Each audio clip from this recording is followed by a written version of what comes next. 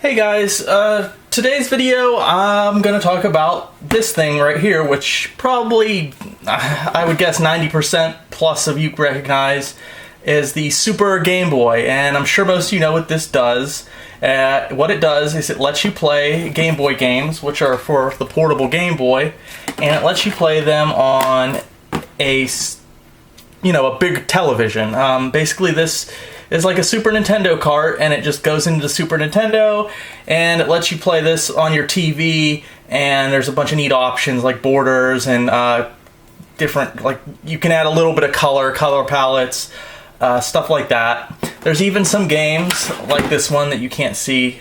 I'll show you in a bit, some capture footage. It's a power. Some games actually had like special like color palettes and extra colors and stuff, and they were games specifically made for Super Game Boy and stuff. But anyways, there's a couple things I want to talk about with this thing, and I want to show you a couple items which I think are pretty neat that some of you may not know about. I don't know, when I was a kid, I got the Game Boy pretty early on, and I loved it. I remember playing the Game Boy like a lot, and I remember getting, this isn't my Super Game Boy that I had when I was a kid, but I remember when I got my Super Game Boy, it was at Walmart. The Walmart that I got at isn't there anymore. It was this was before we had like Super Walmart. So the electronics section at this Walmart, probably most Walmarts at the time, were kind of weird. It's not how it is now where it's like a big section near the back usually.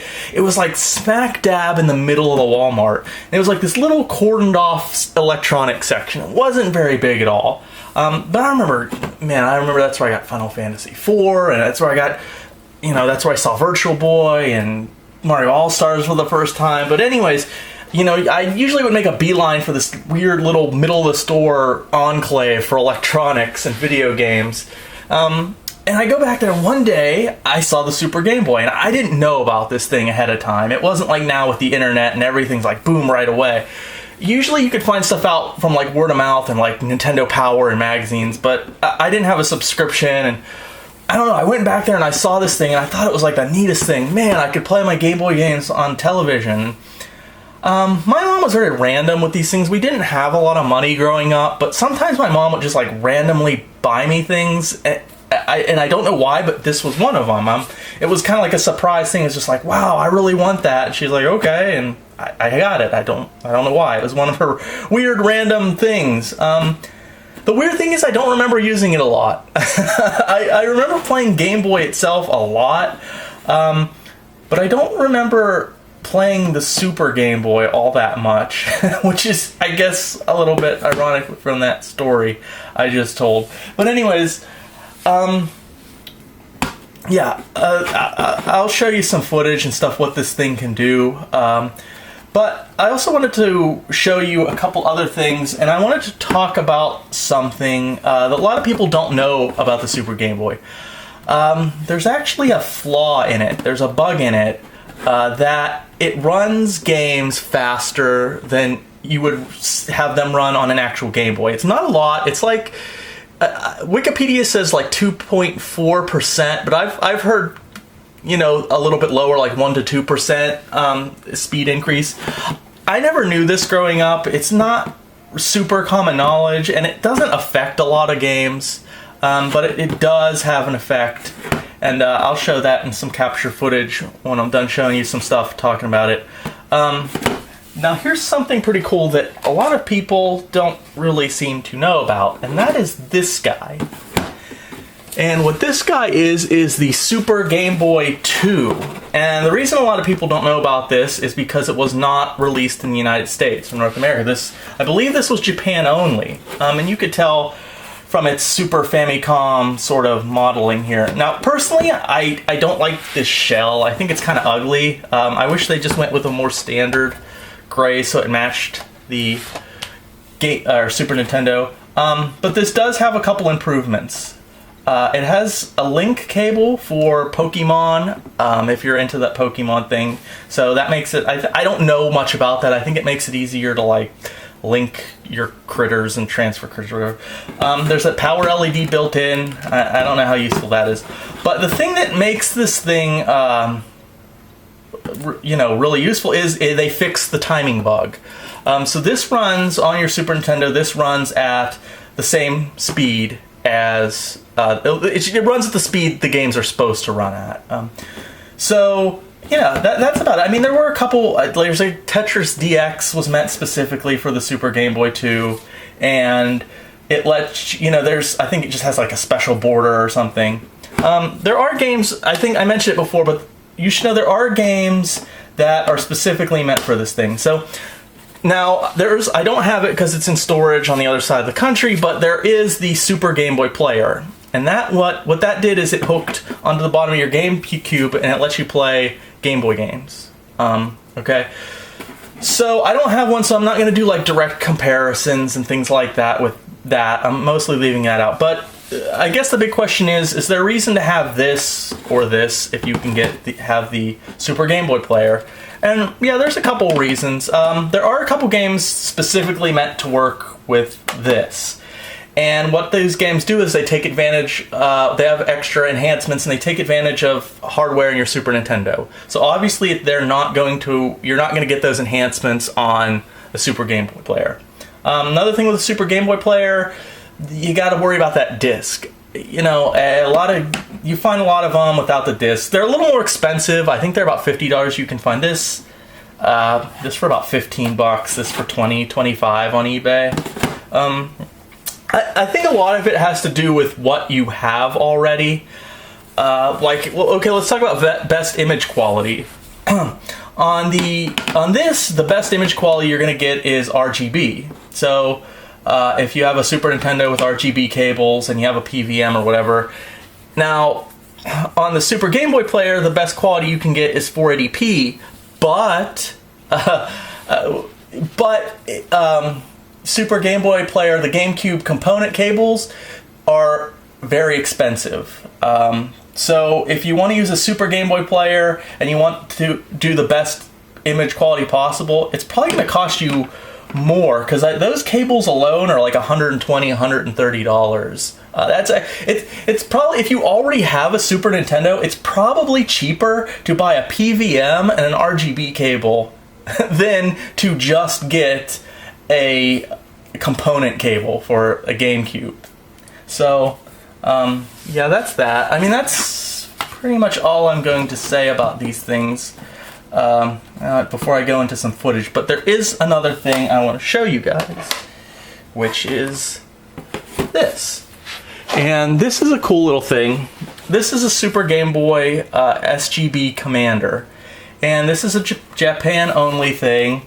And this is a controller that was specifically made for the Super Game Boy. So it's like, I'll open it up. It's for, it's a Super Famicom or Super Nintendo controller, and it works fine as a Super Nintendo controller, but it's kind of cool to have this when you're playing the Super Game Boy, because it kind of sticks with the Game Boy aesthetics, at least the original. Here's your two buttons here. Start, select. It has a bunch of cool, like, effects. So you can pick Super Famicom, and then you can switch between Super Game Boy.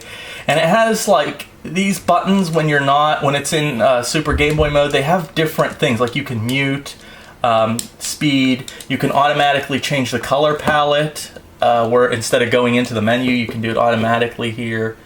Window R, I think that just brings up the window thing. But yeah, I think this is a slow down button. I'll show you it.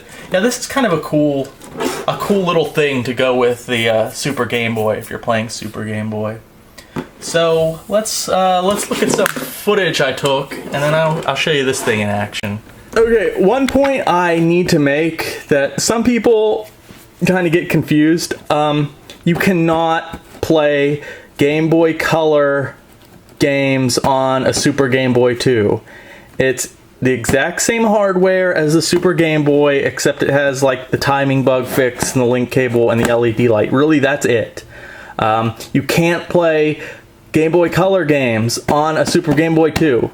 It doesn't add that kind of functionality. It's basically a slightly enhanced, bug fix version of this. So I know there's some confusion out there about that. So just keep that in mind.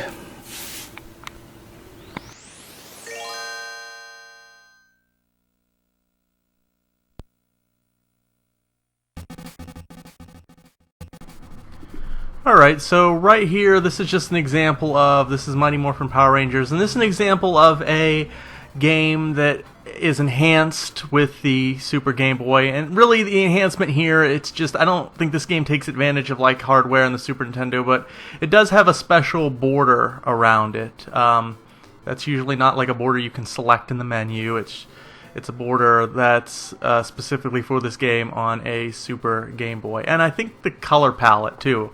I believe it depends on the Ranger. Like, here's the pink Ranger. I'm doing terrible here because the pass-through wasn't working to my TV, so there's a delay.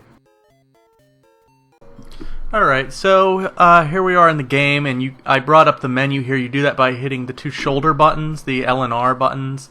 And again, if it's a little bit delayed, it's because there's a delay between what I was hitting and what it was doing on the screen. So, but yeah, there's a variety of like little borders to choose from. As a kid, I played a lot of RPGs, so I kind of like the like there's a foresty one. It's like a cabin. I used to use that one whenever I would play like Link's Awakening and stuff. But yeah, it's pretty cool that there's all these different borders.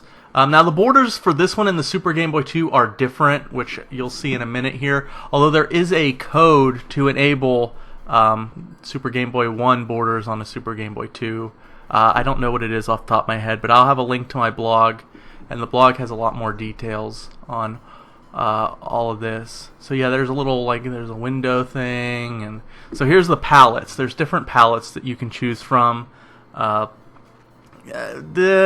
mean, it's not really true color. Some of them are kind of interesting. I don't know. A lot of them don't really do much for me. It really wasn't the sort of pseudo colorizing that really drew me to the Super Game Boy. Really, what it was for me is just playing it on a television and using a comfortable controller. I could just like lay down on a bed or sit in a nice comfy chair and play a game better than like maybe looking down and straining my eyes looking at the Game Boy itself. Although, again, oddly enough, I don't remember using the Super Game Boy that much when I was a kid. I use it now all the time.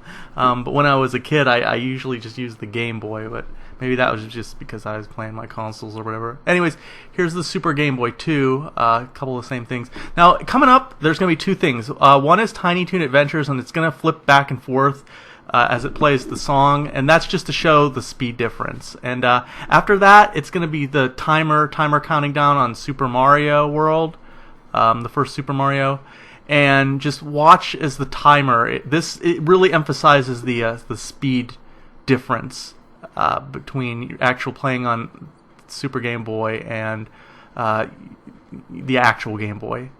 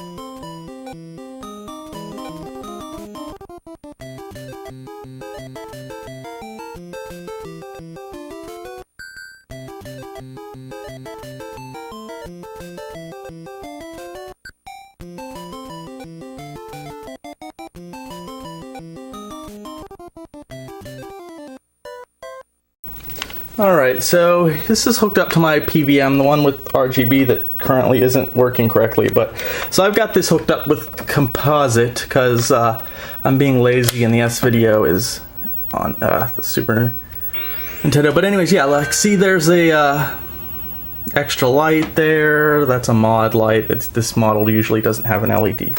So, as you can see, I'm using a flash cart, and here's the controller.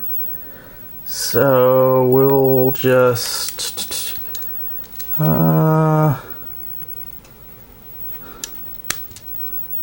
whoops.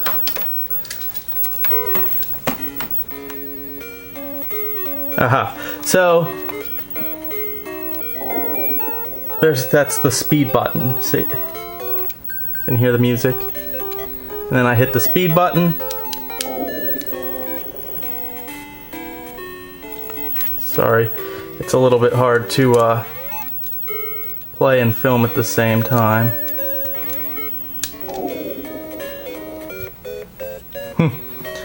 And let's see what window button does. The button all the way over here. Yep, see, that automatically brings up the window button. Usually you'd have to hit the two shoulder buttons. There aren't shoulder buttons on this though. So that's the window button. And then there's a color button. So the color button is you go into the menu and then you can pick, like, let's say I like palette. Now let's do something crazy here. Like, let's say I like this palette. So I can hit the color button to go back and forth between the default and whatever other color palette I picked. So that's kind of neat. So yeah, this is a pretty neat controller. I mean, it doesn't do anything revolutionary, but you do get sort of like hotkeys for certain, cool functions with the Super Game Boy. So yeah, that's a quick kind of overview of the Super Game Boy, Super Game Boy 2, this SGB Commander controller. I mean, you don't need this, but it is kind of neat. So if you can find one at a really good price on eBay or something, I'd pick one up, just for the novelty of it, I guess. As for the Super Game Boy, yeah, it's pretty cool. It's pretty cool to be able to play Game Boy games on a TV. I would definitely go for the Super Game Boy 2 though, just because it has that fix, that timing fix. Now you can do a mod where you can put a switch on the cart and you can change the speed back to default and stuff, but it's in the end, shipping and paying someone to do it, or the time doing it yourself and the parts, it's probably just as well to get a Super Game Boy 2. So thank you for watching.